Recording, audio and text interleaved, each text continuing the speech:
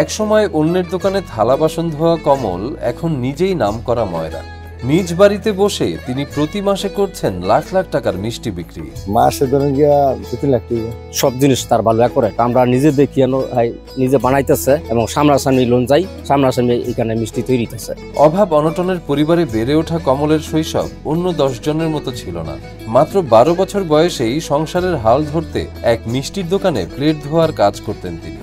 আর এই কাজের ফাঁকে ফাঁকে সুস্বাদু মিষ্টি বানানোর কৌশল শিখেই তার জীবন বদলে যায়।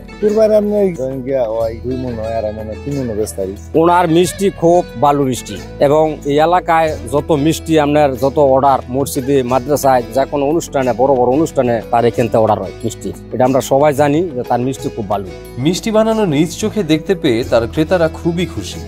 দূর দূরান্ত থেকে মানুষজন তার দোকানে মিষ্টি খেতে আসেন। অনেকেই বলেন এই মিষ্টি নাকি একবার খেলে দ্বিতীয়বার খেতে আসতে ইচ্ছে হবে। কমল মিষ্টির ভান্ডার একটা গ্রাম্য বাড়িতে মিষ্টি তৈরি করে। আমাদের এলাকার মধ্যে সেই দেরি খুব সুস্বাদু একটা মিষ্টি তৈরি করে। বাড়ি থেকে নেওয়ার উদ্দেশ্যটা হলো তারা নিজ চোখে দেখে মিষ্টি তৈরি করছে, পরিবেশ খুব ভালো। গাজীপুর জেলার শ্রীপুর উপজেলার প্রহ্লাদপুর ইউনিয়নের ডুমনি মধ্যপাড়া গ্রামে বসবাস তাদের। শ্রী সুভল চন্দ্র দাসের বড় ছেলে 38 বছর বয়সী শ্রী কমল চন্দ্র দাস। দুই ভাইয়ের মধ্যে কমলই বড়। মিষ্টি বানানোর কৌশল রপ্ত করেছেন সুনিপুণ হাতে, যার সুনাম ইতোমধ্যে ছড়িয়ে গেছে দূর দূরান্তে। দুধ জাল দিয়ে আমি ঠান্ডা করে ছানা খাই দিয়া এবারে আমি ছানা ঠান্ডা করে পরে আবার আমি ময়দা দেওয়া লাগে, দুবার চিনি দেওয়া লাগে, একটু সুদা দেন দিয়ে পরে আমি বানালাম। এরপরে আমি খোলা ছেড়ে দিই, ছেড়ে পরে আমি শীত দিলে পরে পরে আমি নামাই লাই শীতের দিয়ে গজা আমি কি ফেলালাম না ফেলা। শৈশবে মিষ্টির দোকানে কাজের ফাঁকে ফাঁকে মিষ্টি তৈরির বিভিন্ন কৌশল শিখে ফেলেন কমল। ধীরে ধীরে রসগোল্লা, চমচম, গজা, আমিত্তি বানাতে বানাতে হাত পাকে তার। আমরা শিখছি ফুটবল ছোট সময় কামসাম গিয়ে শিখছি, বলবাড়ি দুজি পরে গিয়ে কামসাম শিখলাম। শিখা পরে আসলাম মিষ্টি, জিলাপি, গজা, আমিত্তি চমচম করে চমচম বানাই দিই। দই, রসমালাই, ছানার আমিত্তি সব খড়ি দিয়ে গ্রাম অঞ্চলে তো গ্যাস নেই, খড়ি দিয়ে বানানো লাগে না কিছু। আমি খড়ির মিষ্টি আমরা বেশি বানাই, গ্যাসে একসময় সাহস করে দোকানের কাজ ছেড়ে দিয়ে নিজেই শুরু করে দেন ছোট্ট পরিসরে মিষ্টি বানানো। দেখতে দেখতে 20-25 বছর যাবত নিজ বাড়িতে কাঠের লাকড়ির চুলায় মিষ্টি বানান তারা। সংসার চালাই। শনি মঙ্গলবার একটা বাজার করে বাজার এই কোনো তুলে ফিরে খেয়ে দিতাম। আলহামদুলিল্লাহ খুব ভালো। এখানকার দই, মিষ্টি সবকিছু ভালো। আমাদের এলাকা, আশেপাশের এলাকা সব যারা জানে তারা এই জায়গা থেকে আসলে মিষ্টিগুলা অর্ডার করে নেয়। পারিবারিক অনুষ্ঠানে বা এমনিতেই অনেক সময় অনেকে বেড়াইতে যায়, এই জায়গা থেকে মিষ্টিগুলা নিয়ে যায় যারা জানে। আর আশা করি আপনাদের মাধ্যমে আরো অনেক লোক জানবে এখানে আইসা মিষ্টিগুলো।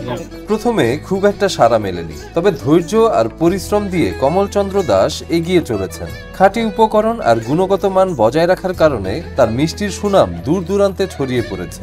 আপনি যে কোনো মিষ্টি চাইবেন, যে কোনো ক্যাটাগরিতে চাইবেন, আপনি আপনারা দিতে পারেন। আর ওনার কাছ থেকে নেওয়ার কারণ হচ্ছে আমাদের বাড়ির আশেপাশে উনি বানায়, খুব ভালো মচমচা থাকে, একটু ভালো থাকে, দামে কম দেয়, গুণগত মান ভালো। সেই সুবাদে ওনার কাছ থেকে আমাদের মিষ্টি নেওয়া। ভালো মিষ্টি, অরিজিনাল গায়ে দুধই, এখানে কোনো ডুপ্লিকেট নাই। আমি গাজীপুর নীলাপাড় থেকে আসছি। আমি সবসময় এখানে মিষ্টি নেই, ওদের মিষ্টিটা খুব খাইতে টেস্ট লাগা। ও যা চা মিষ্টি বলে দেশি গায়ে দুধ পরিষ্কার, আমাদের ভালো লাগে। আমরা গাজীপুরতে এসে এখানে মিষ্টি নিয়ে বেড়াতে যাই, দিকে যাই। নিজ এলাকার গরুর খাঁটি দুধ ও পরিবারের প্রত্যেক সদস্যের অক্লান্ত পরিশ্রম আর ভালোবাসার ছোঁয়া তাদের মিষ্টি তৈরির মূল উপকরণ। আর মিষ্টির দামও ক্রেতাদের নাগালের মধ্যেই আছে। এছাড়াও তাদের কাছে দই, খাঁটি ঘি ও মাখন পাওয়া যায়।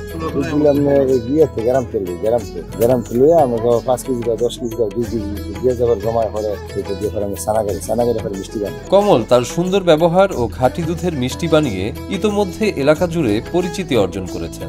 তার এখানে মিষ্টির পাশাপাশি দইও পাওয়া যায়। এই জায়গায় কোনো ভেজালের কোনো আমাদের এলাকার মধ্যে হয় কোনো ভেজাল আমগো লোকায় চলে ফিরে আমগো সময়ের লোক এসব ভেজালের মধ্যে এসব কাজ করে না, কোনো আমরা জানি না। দইয়ের স্বাদ আসলে 100-100, কারণ এখানে আসলে আমাদের এলাকার যে গাভীগুলা ওই জায়গা থেকে দুধ সংগ্রহ করে তারা এই দইগুলা তৈরি করে। অনেক ডিস্ট্রিক্টের লোকে আনে, ধরেন যে বেড়াতে যায় মিষ্টি লেগে মিষ্টি বানাবে না, আমি বাইতে করে মিষ্টি শনি মঙ্গলবার ফাগুন বাজার করি, গজা মিষ্টি লিয়ে যায়। দশম শ্রেণী পড়ুয়া আপন চন্দ্র দাস স্কুলে পড়াশোনার পাশাপাশি সাহায্য করেন বাবার কাজে। সাথে কমলের স্ত্রী সরস্বতী রানী ও ছোট ভাইয়ের স্ত্রী সবিতা রানীও নানা কাজে সাহায্য করেন। আমি পড়ালেখার পাশাপাশি আমার বাবার সাথে কাজ ফাঁক পেলে দোকানে বসি, অগেন বাজার দোকান নিয়ে যায়, ওইখানে বাজারে অর্ডার লই বসি। আর মনে করেন কাজ কম স্কুলের মনে করেন বন্ধ থাকে তাহলে বাবার কাজে হেল্প করি। এবং এই ব্যবসাটা আমার বাবা যে মোবাইল থেকে শিখায়, দোকানে কাজ করছে সেখান থেকে মনে করেন শিখাইয়া ওই নিজে মনে করেন সাহস নিয়ে একটা দোকান দিচ্ছে। তারপর অস্ত আস্তে মনে করেন এখন আমাদের ভালোই মোটামুটি চলে মনে করেন। আমরা পরিবারের সবাই মিলেমিশে কাজ করি, কাজটা করতেও খুব ভালো লাগে। মানুষে খেয়ে বলে যে না মিষ্টিটা খুব সুস্বাদু, এই জন্য আমরা কাজটা আরো আগ্রহ ভাবে করি। কাস্টমার এসে যখন বলে যেভাবে আপনারা মিষ্টিটা খুব ভালো, তখন আমাদের মনটা ভরে যায়। ভালোই লাগে, কাজ কম লাগে, সবারই মিলাজিলে আমরা করি। শুক্রবার তার বিক্রি সবচেয়ে বেশি হয়ে থাকে। বিভিন্ন মসজিদে মিলাদ, সামাজিক অনুষ্ঠান সহ নানা আয়োজনে সবার পছন্দের শীর্ষে আছে কমলের মিষ্টি। এছাড়াও ক্রেতার চাহিদা অনুযায়ী মিষ্টি বানিয়ে দেন কমল। আমার ফ্রেন্ড সার্কেল যত আছে আশেপাশে 1-2 জনের ভিতরে আমরা এর থেকে অর্ডারটা নেই। বিশেষ করে 1 মন কেউ 2 মন কেউ 10 কেজি কেউ 5 কেজি, যেমন আমার বছর 200টা প্রোগ্রাম হয় 10-20 কেজির, এটা আমি ওনার কাছ থেকে নিই। কারণ ওনার মিষ্টিটা আমরা সচক্ষে এলাকার দুধ, এটা ছানাটা আমরা স্পষ্ট ক্লিয়ার পাইতেছি। মিষ্টি নিলাম হচ্ছে আপনার মসজিদে মিলাদ টিলাদ পড়া, আজকে শুক্রবার জমার দিন, তো মসজিদে একটু মিলাদ পড়ালে তবারকের ব্যবস্থা হিসাবে আমরা বাঙালি মিষ্টিটাই দিয়ে থাকি। সেই সুবাদে ওনার কাছ থেকে কমল সাহেবের ওনার নিজে প্রতিদিন বানায়। আর আপনি যেরকম চাইবেন উনি হচ্ছে আপনার প্রয়োজন মতো আপনাকে বানাই দিতে পারে। আমি যেরকম সাইজ বলে দিব, কেজিতে যদি আমি বলি যে আমার যে কেজিতে যেন হচ্ছে 20টা আসে, উনি ওই সাইজে বানাই দিবে। যদি বলি কেজিতে 12টা আসে, ওই সাইজে বানাই দিবে। আর কি ওনার কাছে যেরকম চাহিদা ওই রকম পাওয়া যায়। দিনরাত পরিশ্রমের মধ্য দিয়ে সে কিছুটা সাফল্যের মুখ দেখেছে। এখন প্রতিদিন তার বাড়িতে শত শত কেজি মিষ্টি তৈরি হয়। আশেপাশের বাজার থেকে এমনকি অন্য জেলা থেকেও অর্ডার আসে। স্বাদে ও গুণে মানে ভালো হওয়ায় তার বাড়িতে নানা প্রান্ত থেকে আসেন মিষ্টি প্রেমীরা। এখানে আমরা নিজে চোখে দেখতেছি যে তাদের পরিবেশটা কি, তারা কি করতেছে, তাদের পরিবেশটা কিরকম, তাদের কালচারটা কিরকম, তাদের যে মিষ্টিগুলি বানাইতেছে এটার পরিবেশটা কিরকম, যে এখানে মিষ্টিটা গরম করতেছে এখানকার পরিবেশটা কিরকম, মানে সবকিছু মিলে এখানকার পরিবেশটা খুবই ভালো। অনেক দূরের থেকে আসে, মনে করেন ডুমনি, ফাউগান, রাজিন্দাপুর, এদিকে মনে করেন দমদমা লোক এখানে আসে। এক সময়ের প্লেট ধোয়া সেই কমল আজ স্বাবলম্বী। নিজের পরিশ্রম, পরিবারের সহযোগিতা আর গুণগত মানের প্রতি দায়বদ্ধতা তাকে এই সাফল্য এনে দিয়েছে। তবে কিছু অর্থনৈতিক সীমাবদ্ধতা কাটিয়ে উঠতে পারলে কিংবা পৃষ্ঠপোষকতা পেলে একদিন তার এই মিষ্টির খ্যাতি সারা দেশে ছড়িয়ে পড়বে। ভালো করতে পারবো আমার, তো আমার সহযোগিতা নাই। যদি সরকার একটু চায় আমার দিকে, তাহলে একটু হেল্প করে, তাহলে আমি আর ভালো এটা অবশ্যই দিল্লি একটু ব্যবস্থা পারবো না, ব্যবসা সারা সরকারি এখানে সহযোগিতা পাই, তাহলে আমরা এই আমার আমরা বড় ফোন দেবো। আমরা ঘরে পানি করে পানি লেগে সময় তো খোলা নামার বলে ফোন লাগে, সুবিধা না। এ কারণে আর কি, এ কারণে মানে পয়সার দিক দিয়ে আপনার মানে দুর্বল আছে, পয়সা নাই। মিষ্টিপ্রেমী মানুষের জন্য মানসম্পন্ন মিষ্টি বানানোই যেন কমলের জীবনের মূল লক্ষ্য। ধরেন যে মানে কোনো যে কাজ করতে গেলে অনেকে বউ বাচ্চা কোনো খাইয়ে যাই করি, কোনো করি, কিন্তু আমাদের জিনিস মানে ভালো ই করলে মানে লাভের সঙ্গে একটু কম হইলেও মানে আমি যে চাই যে মানুষের মিষ্টি খাই একটু মানে ভালো হয়, এই হিসেবে মানে আমি কোনো আমার একটু মানে লাভ কম হোক, কিন্তু মিষ্টিতে মানুষের খাইতে মানুষের খুব মানে খুব স্বাদ করে, মানে এই লেগে মিষ্টিটা মানে বানানো লাগে।